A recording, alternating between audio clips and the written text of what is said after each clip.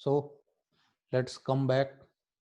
Emerging alternative marketing channels, इसको हम देखते हैं कि क्या गवर्नमेंट ने कदम उठाए। ओरिजिन ऑफ फार्मर्स मार्केट, किसानों के लिए मार्केट का उद्गम हुआ और अपनी मंडी के नाम से कुछ इनिशिएटिव इनकरेजिंग एक्शंस लिए गए जो किसानों के लिए मार्केट खोले गए।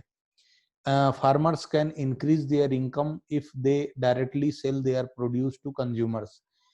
डायरेक्ट कंज्यूमर को यदि किसान सामान बेचते हैं तो उससे उनकी इनकम ज्यादा होगी। As a result, the concept of farmers market was started to give boost to the small farmers for providing them direct access to the consumers and eliminating the middleman को हटा करके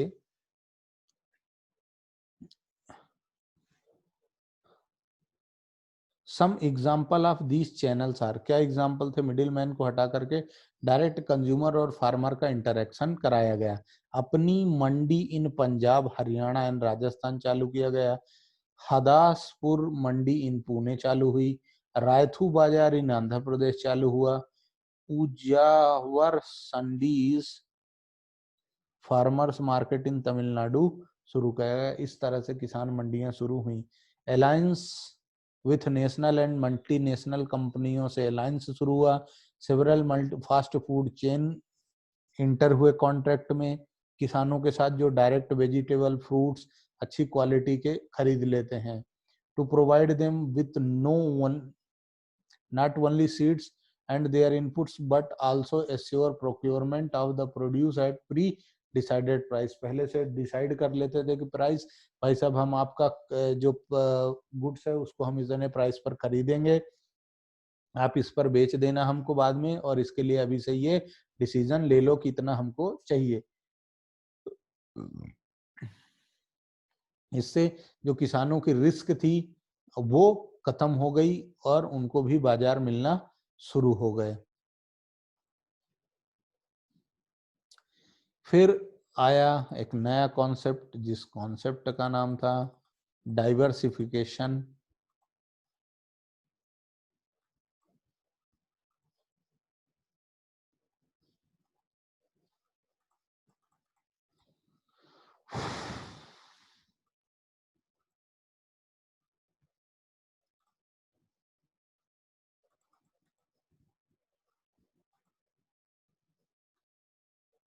देखिए, तो डाइवर्सिफिकेशन ऑफ एग्रीकल्चरल एक्टिविटीज में कुछ diversification आए। Reasons for diversification, क्या वजह थी जिनकी वजह से डाइवर्सिफिकेशन आया। Agriculture plays a very important role in the economic development, however the vast majority of rural people work on land and there is greater risk in depending only on agriculture. Main जो agriculture पर dependency थी उनको खत्म किया गया और कुछ agricultural produce में डाइवर्सिफिकेशन किया गया। There is greater risk of depending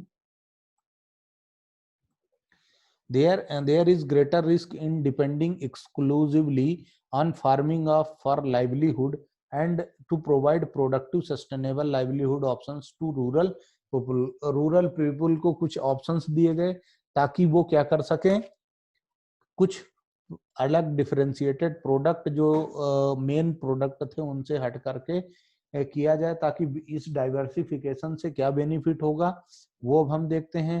provide supplementary gainful employment, ताकि लोगों को एम्प्लॉयमेंट मिले, उनको उनकी इनकम बढ़ाई जा सके और रूरल पीपल का जो उनकी गरीबी है और जो उनकी ट्रबल है, उनकी कठिनाइयां हैं, उनसे निकाला जा सके। Type of diversification of crop production, change in cropping pattern, जो खेती का पैटर्न था पुराना उसको चेंज करना।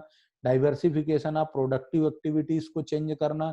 Shift of work force from agriculture to other allied activities and non agriculture sector में उनको, जैसे यहाँ पर जैगरी गुड़ बनाते हुए ये बंदे भाई साहब दिखाई दे रहे हैं, तो ये ऐसी चीजें कुछ काम करना। Types of diversification of crops production और diversification of productive activities. Involve shift from single crop to multi crop system, एक ही खेती की जगह एक से ज्यादा खेती का सिस्टम। और प्रोडक्टिव एक्टिविटीज में क्या है, involve shift of workforce from agriculture to other allied activities and non agriculture sector. Diversification of crop production क्या था, इसमें क्या आया, इसमें स्टेप ये थी मल्टी क्रॉपिंग सिस्टम, यानी diversification involves a shift in cropping pattern from food grains to cash crops.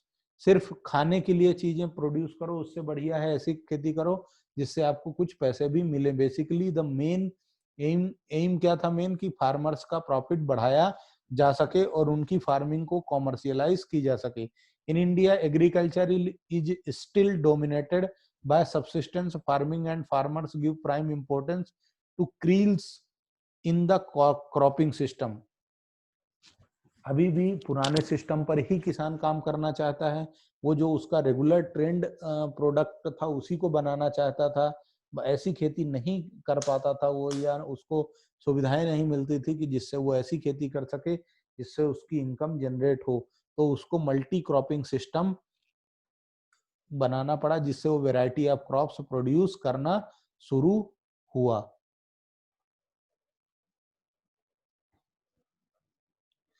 There is need to encourage farmers to take up cultivation of a wide variety of crops. It will also raise their income। जब variety of product को produce करना लगा तो उसकी income भी बढ़ने शुरू हुई। अब प्रोडक्टिव एक्टिविटीज में क्या आया, as agriculture is already overcrowded, पहले से ही एग्रीकल्चर में बहुत भीड़ है, यानी बहुत सारे लोग खेती करते थे, तो a major proportion of the increasing labour force need to find alternative employment opportunities in other non farm sector. देखो जनसंख्या पहले ही बहुत ज्यादा थी और खेती बहुत ज्यादा लोग करते थे, तो जो नई पॉपुलेशन आएगी जिसको अपॉर्चुनिटी दी गई कि आप एग्रीकल्चर के साथ में नॉन एग्रीकल्चर एक्टिविटीज पर काम करो, जैसे it would provide alternative revenue for sustainable livelihood and would raise the level of income. इससे क्या होगा, आपको अल्टरनेट इनकम होगी और आपकी इनकम भी बढ़ेगी। नॉन फार्म एक्टिविटीज क्या थी, have several segment. Some segment of non-farm activities possess dynamic linkage as that permit healthy growth, while other are in sustainable subsistence low productivity proportions। कुछ बहुत beneficial थी, हेल्दी थी, और कुछ ऐसी थी जिनमें इतना ज्यादा तेजी से डेवलपमेंट नहीं था या प्रोडक्टिव नहीं थी। द डायनामिक सब sectors include agro processing industries, food processing industries, leather industries, tourism etcetera. Food, leather industries, tourist industries, इनको भी धीरे धीरे बढ़ावा देना शुरू किया गया। दो sectors which have the potential but seriously lack infrastructure and other support include traditional household based industries like pottery, craft, handloom etcetera. इस पर शिफ्ट होना शुरू हो गए, poultry farming, craft, handling, pottery मतलब चित्रकारी, ये सब इन चीजों पर फिर से शिफ्टिंग शुरू हो गई। Non forms areas of employment क्या थे, तो ये हम समझते हैं। Information technology, it involves use of computer and telecommunication to retrieve and store and transmit information. Animal husbandry concerned with breeding, rearing and caring of farms animal। उसके बाद dairy farming, दूध का बिजनेस। उसके बाद हॉर्टिकल्चर, जो vegetable, rubber crops, इन पर fishers, मत्स्य पालन, मछली पालन। तो सबसे पहला आया animal husbandry and dairying. Animal husbandry livestock farming को एनिमल हस्बेंड्री कहा जाता है। Is that branch of agriculture which is concern with the breeding. एक मिनट, इसको हम शुरू करते हैं। तो इसमें क्या था बच्चों, समझते हैं हम। तो विच इज कंसर्न्ड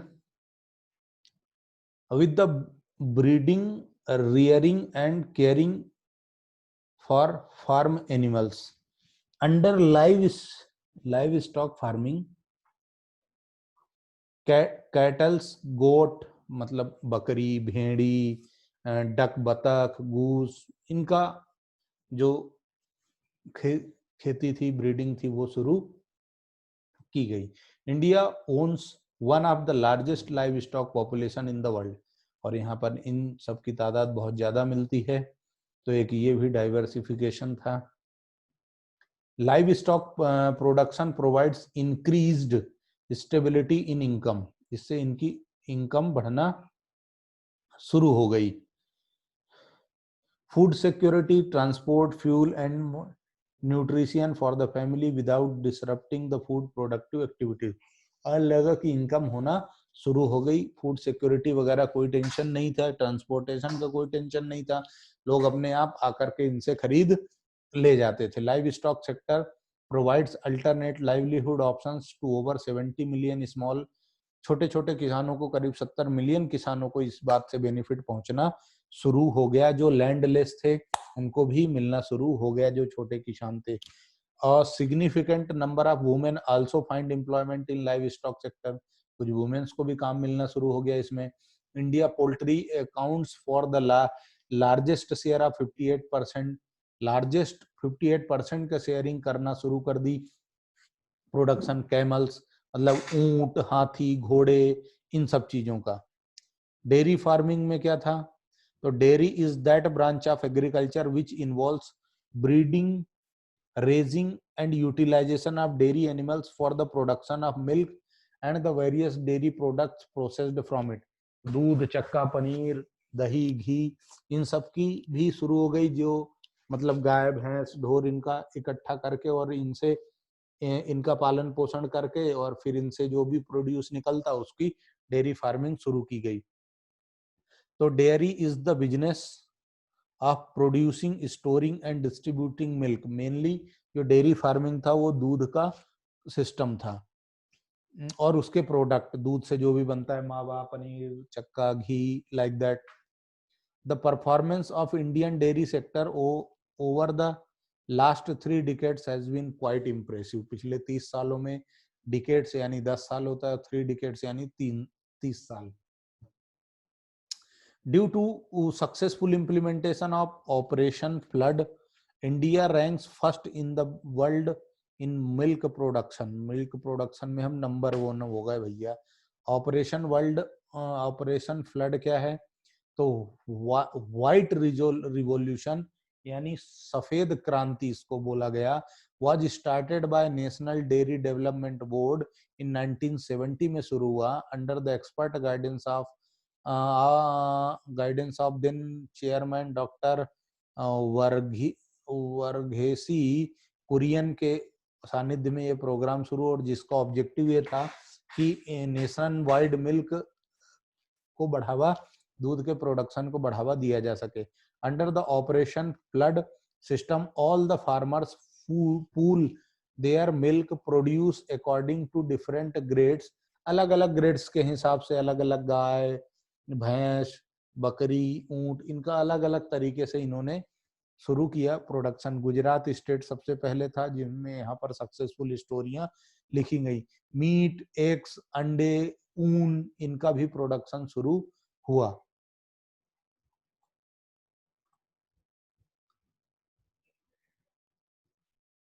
फिशर्स, मछली, तो fishers refers to occupation devoted by catching, processing of, selling of fish and other aquatic, और अदर अन्य जो पानी में, जल में रहने वाले जानवर हैं, उनका ये बिजनेस शुरू हुआ।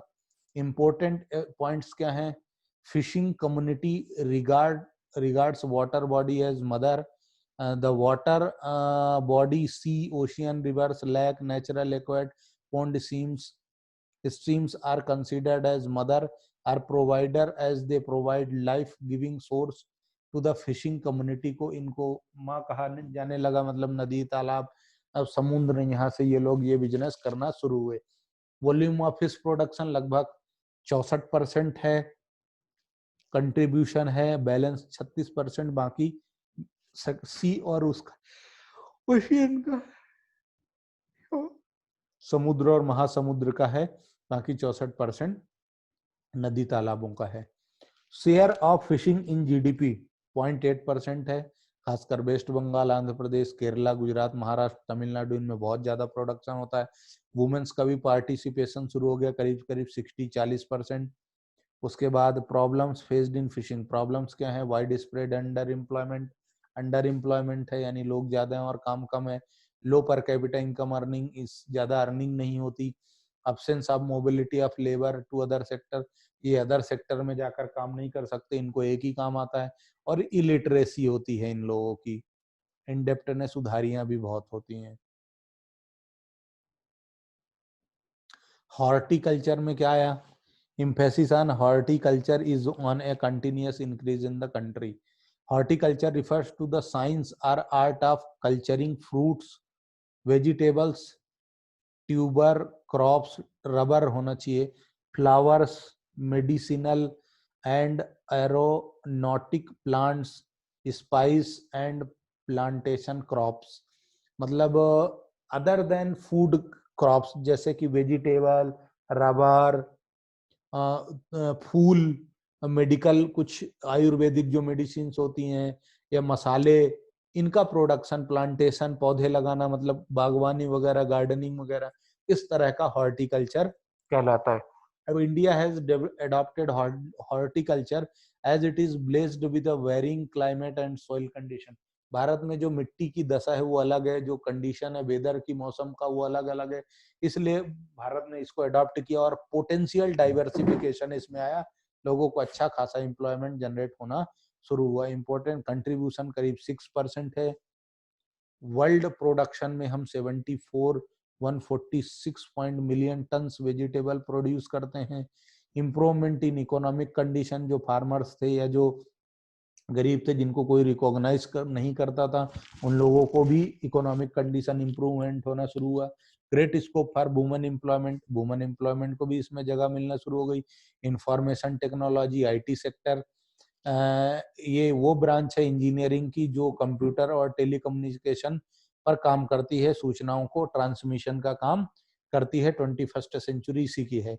इंपॉर्टेंट पॉइंट क्या है इसमें? दो, appropriate information and software tools, government has been able to predict whereas the food insecurity vulnerability, मतलब कुछ सॉफ्टवेयर वगैरह डेवलप किए गए जिससे इन पर कंट्रोल रखा जाने लग गया। ऑनलाइन सारे प्रोसेसिंग सिस्टम शुरू हो जाए ताकि किसी का शोषण ना हो सके। It also has a positive impact on the agriculture sector as it circulate information regarding emerging, नई नई टेक्नोलॉजी के बारे में किसानों को इससे बताते हैं, जैसे प्राइजेस का, मिट्टी की कंडीशन, डिफरेंट क्रॉप्स, कब कौन सी क्रॉप उगाना, उसके लिए क्या, मतलब डिफरेंट चीजें देने शुरू हो गए। इनके चैनल भी शुरू हो गए, किसान चैनल ऐसे करके। तो बहुत सारी गवर्नमेंट फैसिलिटी ऑनलाइन के माध्यम से देना शुरू हुई। It act as a tool for releasing the creative potential and knowledge embedded in the society. It also has potential of employment generation in rural areas. गांव में employment, जैसे नेटवर्क फैसिलिटी, वाईफाई की फैसिलिटी, टेलीफोन फैसिलिटी,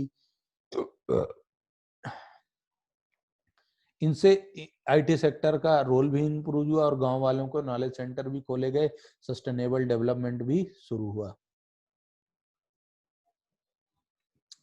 2014 में village, गांव को गोद लेने का भी सिस्टम मोदी जी ने शुरू किया था। Sustainable development and organic farming. अब सस्टेनेबल डेवलपमेंट क्या है इसको समझते हैं हम। देखिए, in recent years there is a considerable rise in awareness of harmful effects of chemical based fertilisers and pesticides. Recent year में हार्मफुल केमिकल और फर्टिलाइजर, पेस्टिसाइड्स का यूज हो रहा था, जिसको दूर करने के लिए conventional agricultural relies heavily in chemical, जो खेती होती थी प्रोडक्शन बढ़ाने के लिए, पेस्टिसाइड, टॉक्सिक एसिड्स, मतलब ऐसी जो केमिकल्स यूज करना शुरू कर दिए जो लोगों को, लाइव स्टॉक को है ना, तकलीफ देना शुरू हो गई।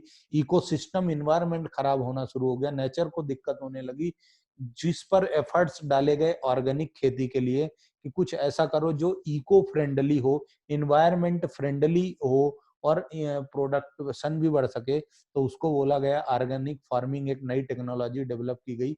अब मीनिंग ऑफ ऑर्गेनिक फार्मिंग का मतलब ये है, agriculture that relies on technique such as crops rotation, green manure, compost and biological pest control. यानी ऐसी कि क्रॉप्स एक बार दूसरी, फिर दूसरी, फिर दूसरी, बदल बदल के खेती करो, ग्रीन मैनर शुरू करो, कंपोस्ट शुरू करो, बायोलॉजिकल पोस्ट करो, केमिकल को अवॉइड करो, जितना हो सके उतना कम केमिकल का इस्तेमाल किया जाए, इस पर कुछ ध्यान देना शुरू किया गया। Fertilisers generally modified organisations. चलिए देखते हैं बच्चों। Organic farming is the process of producing safe and healthy foods without leaving any adverse impact on environment। मतलब इस तरह की खेती करना जो environment पर adverse effect ना डाले और healthy हो, जिससे health को भी नुकसान ना हो, यानी पेस्ट और केमिकल्स से बचाया जा सके। In short, organic culture is a whole system of farming that restore, maintains and enhances the ecological balance. जो इन्वायरमेंटल बैलेंस है उसको इकोलॉजिकल, उसको बैलेंस करना। There is an increasing demand for organic grown food. देखो क्या होता है, chemical और पेस्टिसाइड से लोगों को हेल्थ का इशू आना शुरू हुआ, तो उन्होंने ऑर्गेनिक खेती की डिमांड शुरू कर दी और ऑर्गेनिक प्रोड्यूस लेना शुरू कर दिया, क्योंकि वो हेल्थ के हिसाब से सेफ्टी है। Benefits of organic farming. Benefits क्या है? Organic farming is beneficial because of the following reason.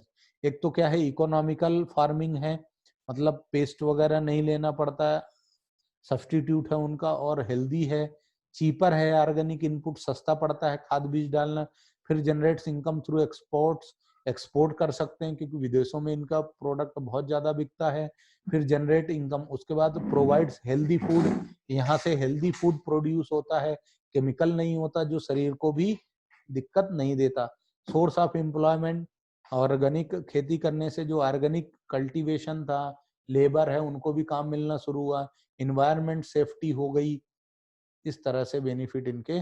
Challenges before organic, less popular, less popular है, ज्यादा लोग इसको अडॉप्ट नहीं करते, क्योंकि उतना जितना केमिकल से खेती होती है उतना ज्यादा खेती ऑर्गेनिक फार्मिंग से नहीं होती। हाँ ये है कि हेल्दी होती है, अच्छी होती है स्वास्थ्य के लिए, इन्वायरमेंट के लिए, लेकिन प्रोडक्शन में उतना क्वांटिटी प्रोड्यूस नहीं होता जितना, इसलिए lack of infrastructure and marketing facility नहीं है ऑर्गेनिक फार्मिंग के लिए। लो यील्ड है, इनकम ये मैं पहले ही बता दिया मैंने आपको। Shorter food life, organic produce has a shorter shelf life as compared to spread produce. इनकी जीवन भी कम होता है, ज्यादा दिनों तक इनको आप रख भी नहीं सकते। लिमिटेड चॉइस ऑफ क्रॉप्स, सारी क्रॉप्स पे नहीं लगा सकते, कुछ ही क्रॉप्स हैं जिन पर आप इनको लगा सकते हो। In spite of all limitations, organic farming helps in sustainable development. फिर भी जो भी लिमिटेशंस है, लेकिन ये एडवांसिंग है, एडवांटेज है। ऑर्गेनिक प्रोडक्ट बनाना चाहिए, डोमेस्टिक और इंटरनेशनल में इनकी डिमांड बहुत है। Evaluation of rural development, evaluation क्या करते हैं अब? स्ट्रेस ऑन डाइवर्सिफिकेशन, जोर किस में दिया गया कि जो खेती है उसको वाइब्रेंट तरीके से बदला जाए। Poultry farming, fisher farming, vegetable, fruits, मतलब कैश क्रॉप फसल पर काम करना शुरू किया जाए। रूरल और अर्बन को लिंकेज किया गया, गांव और शहरों को जोड़ा गया, ताकि लोग इन्वेस्टमेंट भी कर सकें और आसानी से प्रोडक्ट को इधर उधर पहुंचाया जा सके। बेटर फैसिलिटी दी जा सके, इंफ्रास्ट्रक्चर, क्रेडिट फैसिलिटी, मार्केटिंग, इस agriculture department, farmer friendly agriculture policy बनाई जाए। Constant appraisal and dialogue between farmer group तैयार किया जाए। The aim is to achieve full potential of the rural sector को पूरी तरह से विकसित किया जा सके। More emphasis on sustainable development, लगातार टेक्नोलॉजी या हर इको फ्रेंडली या हर तरीके से डेवलपमेंट किया जा सके गाँव का, ये कोशिश गवर्नमेंट ने शुरू की। तो यहाँ से ये चैप्टर आपका कंप्लीट होता है। गुड, चलिए बच्चों यहाँ से अब हमारा ये चैप्टर फिनिश होता है। चैप्टर 6 हम कंप्लीट कर चुके हैं। नेक्स्ट चैप्टर के लिए बाद में मिलेंगे। Thank you very much, video पूरा देखना।